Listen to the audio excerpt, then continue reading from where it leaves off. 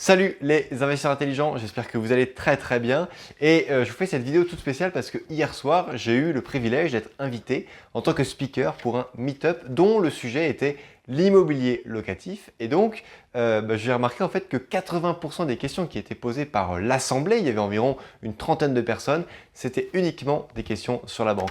Et donc je laissais le partenaire qui m'avait invité parler et pendant qu'il parlait, moi je notais un petit peu les questions qui revenaient et je vous en ai fait un petit résumé ici.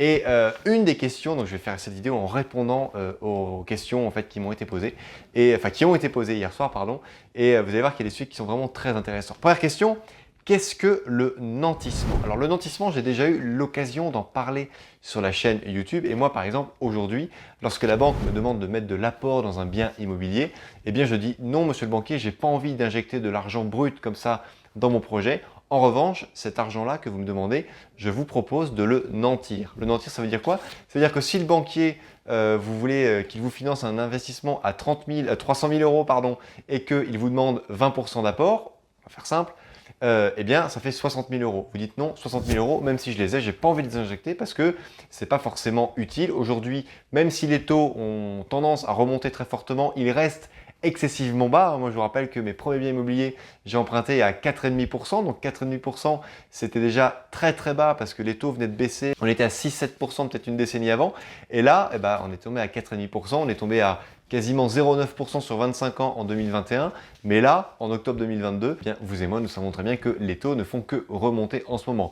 Mais quoi qu'il arrive, quelle que soit la période, il est toujours mieux d'emprunter que de mettre de l'apport dans un bien immobilier. Après tout, sauf si vous voulez mettre de l'apport, ça permet quoi? Ça permet peut-être d'avoir des mensualités de crédit plus basses et donc d'avoir un cash flow plus important. Donc vous fabriquez du cash flow avec votre épargne. Donc ça peut être aussi intéressant. Mais moi, je suis les conseils de mon mentor et je ne veux pas, je veux emprunter la totalité et donc ne surtout pas toucher à mon capital. Donc j'ai dit à la banque, écoutez, moi les 60 000 euros, on va les mettre sur un contrat d'assurance vie qui va être chez vous et ils vont être bloqués pendant 5 ans. Comme ça, pendant 5 ans, sur 25 ans, pendant 5 ans, je vais rembourser globalement 20% du capital. 20% du capital, ça correspond aux 20% que j'ai nanti. Et donc, on fait ce qu'on appelle une main levée automatique. Ça veut dire que je dispose à nouveau de mon argent au bout de 5 ans. 5 ans, ça peut paraître long, ça fait quand même 60 mois.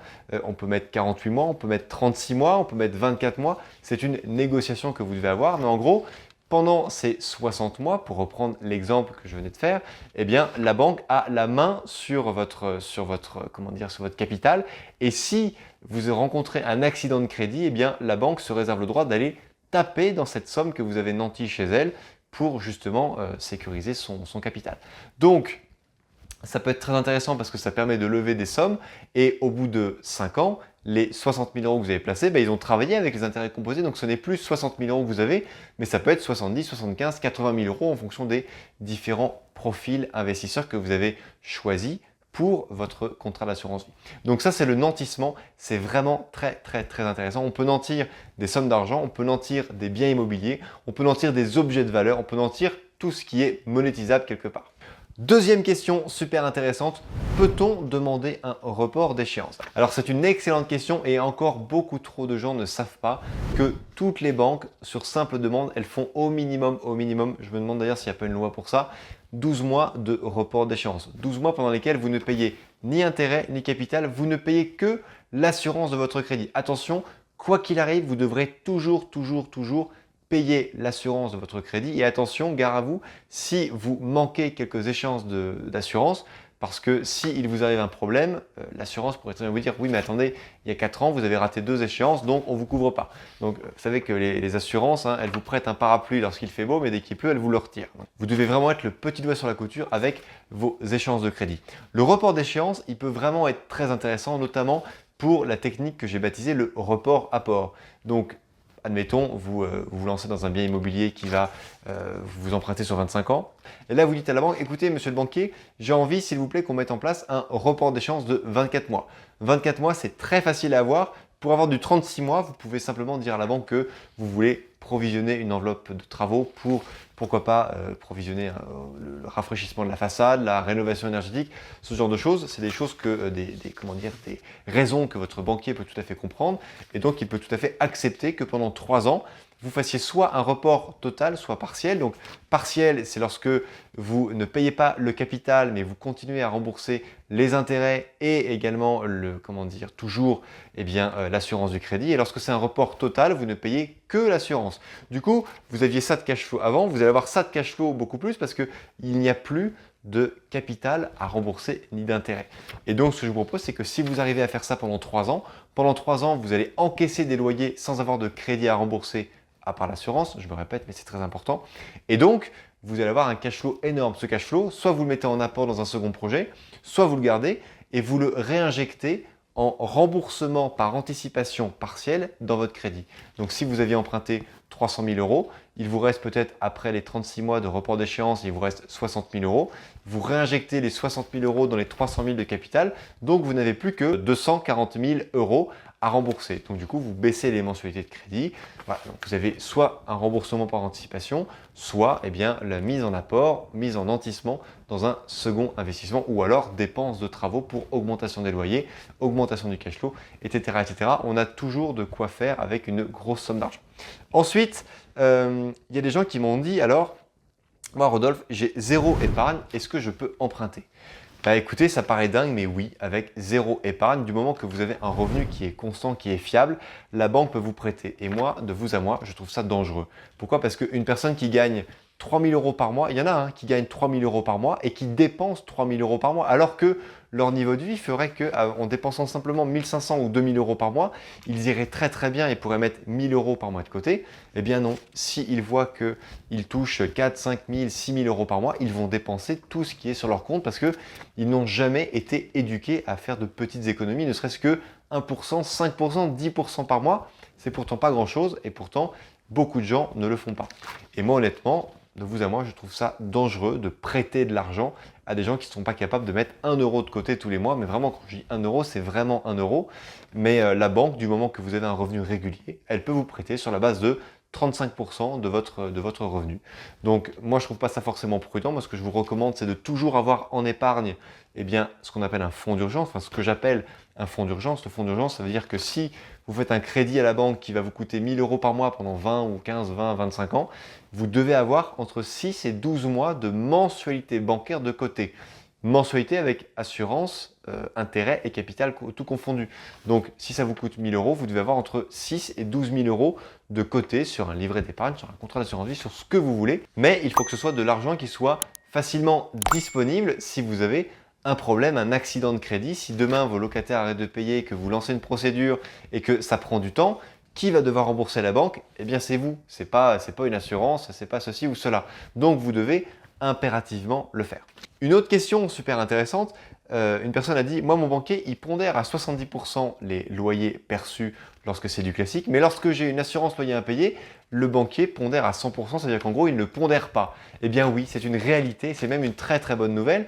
Pourquoi est-ce qu'il pondère avec ce qu'on appelle la règle des 70%? Le banquier sait très bien que si vous percevez 1 000 euros de loyer, il n'y a que 700 euros que vous allez encaisser. Pourquoi? Parce que dans les 300 euros d'écart entre 1 000 et 700, donc les fameux 30%, eh bien, il y a des charges de copro à payer, il y a la taxe foncière, il y a différentes taxes d'entretien, de charges, etc. qui font que ne rêvez pas, vous n'allez jamais percevoir 100%. Et puis il y a également une part de risque qui est prise en compte dans ces 30%. En revanche, si vous avez une assurance loyer impayé qui a été prise par le propriétaire vendeur au profit de son locataire, c'est-à-dire que les revenus locatifs du bien que vous achetez et qui est déjà loué sont garantis par une assurance dont vous allez pouvoir récupérer les bénéfices lors de la transaction, lorsque vous allez devenir vous-même propriétaire à votre tour. C'est donc très positif parce que ça va venir faire baisser mécaniquement et financièrement votre taux d'endettement, parce que votre banquier, au lieu de considérer que sur 1 000 euros qui rentrent, vous ne gagnez que 700 euros en réel, il va considérer que sur 1 000 euros qui rentrent, il y a vraiment 1 000 euros d'encaisser, tout compris, parce qu'il y a cette fameuse assurance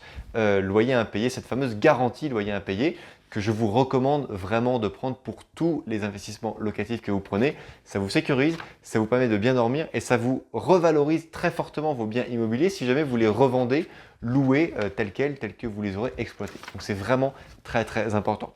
Ensuite, une autre question qui a été posée, la banque peut-elle m'imposer de domicilier mes revenus dans sa banque? Alors moi, ce que j'ai envie de vous dire, c'est que si elle vous le demande, faites-le. Après tout, elle joue le jeu. Si votre banque principale, chez qui vous êtes depuis longtemps, ne vous finance pas votre investissement locatif et que ça fait un refus de crédit, vous n'avez aucune raison de rester chez eux. Donc moi, je pense que c'est un échange de bons procédés. C'est avant tout un partenaire bancaire qui est prêt à vous financer sur une aventure immobilière. Il sera probablement le banquier qui vous financera l'aventure immobilière suivante et la suivante et la suivante. Donc, jouez le jeu. Si vous êtes mariés, que vous avez tous les deux des revenus, je dirais simplement réguliers, oui, allez domicilier vos revenus chez eux. Après tout, c'est quand même très simple. C'est un mail que vous faites à votre DRH avec le nouveau RIB. Ça se fait en 2 minutes. Et en plus, vous pouvez très bien, domicilier vos revenus chez lui et puis au bout de 6 mois, redomicilier là où c'était avant.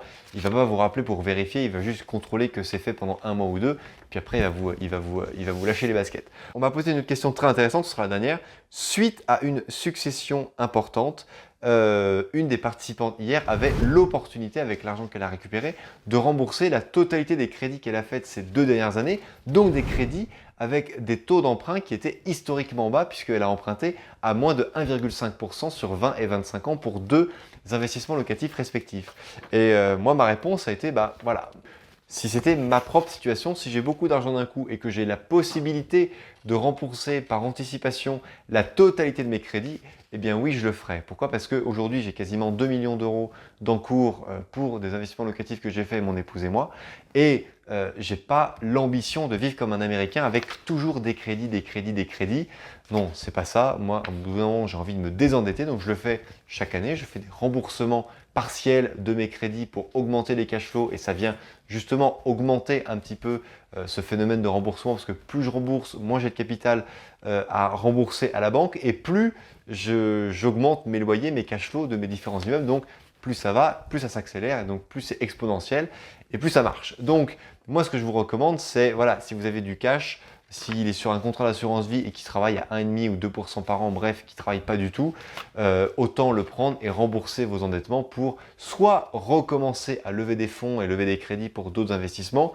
Mais voilà, si vous devez décéder demain, ne laissez que des actifs sans passif, mais n'ayez pas de crédit. Et au bout d'un moment, je pense qu'à un certain âge, à un certain niveau dans votre vie, vous allez avoir envie d'être complètement désendetté. Vous souhaitez rejoindre le programme d'accompagnement avancé pour réussir tous vos projets immobiliers? Vous êtes prêt à changer de vie et à vous lancer dans l'aventure immobilière? N'attendez plus et déposez votre candidature en cliquant sur le lien qui s'affiche en description de cette vidéo. Renseignez le maximum de détails en répondant à la totalité des questions du formulaire de candidature. Si celle-ci est retenue, vous aurez alors la chance de rejoindre le programme d'accompagnement avancé Patrimoine. On fait la route ensemble. Ciao! Chers amis, cette vidéo est terminée, j'espère qu'elle vous a plu. N'hésitez pas à liker la vidéo, à la partager, à vous abonner à la chaîne si bien sûr ça n'est pas déjà fait. Et puis surtout, si vous avez des questions, posez-les-moi dans les commentaires, je me ferai un immense plaisir d'y répondre. En attendant, chers amis, n'oubliez pas, crise ou pas crise, on fait la route ensemble. Ciao!